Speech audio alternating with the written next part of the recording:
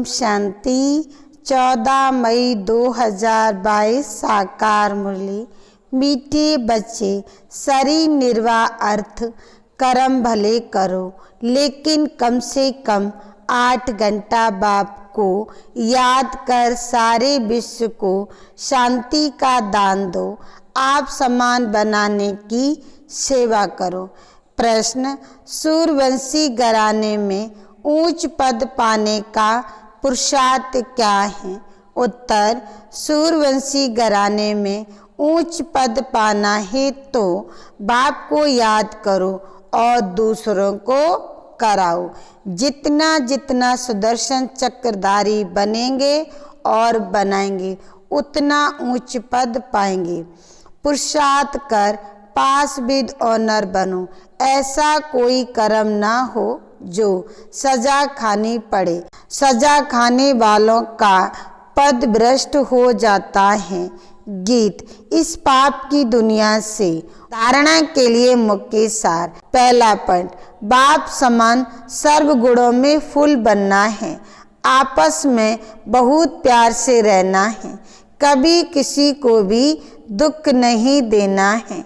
दूसरा पॉइंट, चलते फिरते बाप को याद करने का अभ्यास करना है। याद में रहे सारे विश्व को शांति का दान देना है। वरदान, ज्ञान के राजों को समझ सदा अचल रहने वाले निश्चय बुद्धि विघ्न विनाशक भव। सार में कहा, विघ्न विनाशक स्थिति में स्थित रहने से कितना भी बड़ा विघ्न खेल अनुभव होगा। खेल समझने के कारण विघ्नों से कभी घबराएंगे नहीं, लेकिन खुशी खुशी से विजयी बनेंगे और डबल लाइट रहेंगे। ड्रामा के ज्ञान की स्मृति से हर विघ्न नथिंग न्यू लगता है, नई बात नहीं लगेगी, बहुत पुरानी बात है, अनेक बार विजयी बने हैं। ऐसे निश्चय बुद्धि ज्ञान के राजों को समझने वाले बच्चों का ही यादगार अचल घर है। स्लोगन, दृढ़ता की शक्ति साथ हो तो सफलता गले का हार बन जाएगी। माते श्री जी के अनमोल महाभाग्य। हम जो भी अच्छे व बुरे कर्म करते हैं उनका फल अवश्य मिलता है।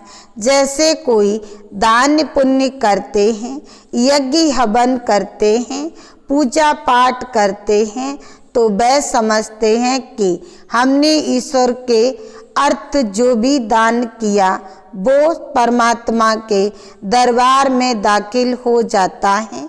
जब हम मरेंगे तो वो फल अवश्य मिलेगा और हमारी मुक्ति हो जाएगी। परंतु ये तो हम जान चुके हैं कि इसे करने से कोई सदा काल के लिए फायदा नहीं होता।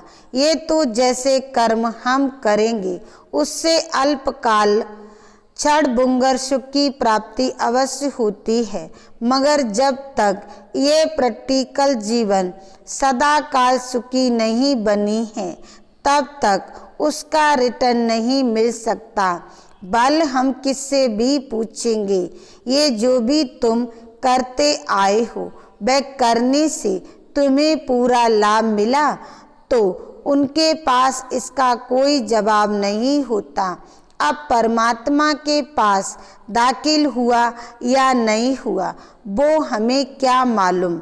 जब तक अपनी प्रैक्टिकल जीवन में कर्म श्रेष्ठ नहीं बने हैं तब तक कितनी भी मेहनत करेंगे तो भी मुक्ति जीवन मुक्ति प्राप्त नहीं होगी।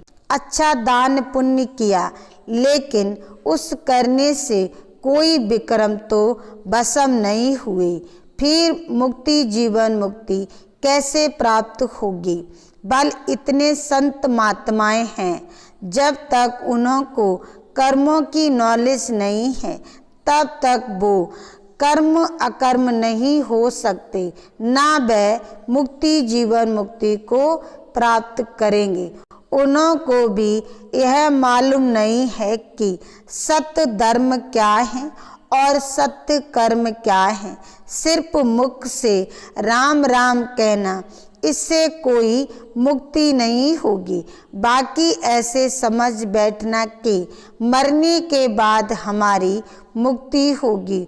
उन्हों को यह पता ही नहीं कि मरने के बाद क्या फायदा मिलेगा, कुछ भी नहीं।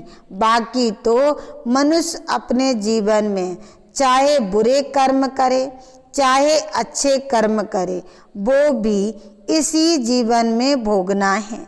अब ये सारी नॉलेज हमें परमात्मा टीचर द्वारा मिल रही है कि कैसे शुद्ध कर्म करके अपनी प्रैक्टिकल जीवन बनाने हैं। ओम शांति।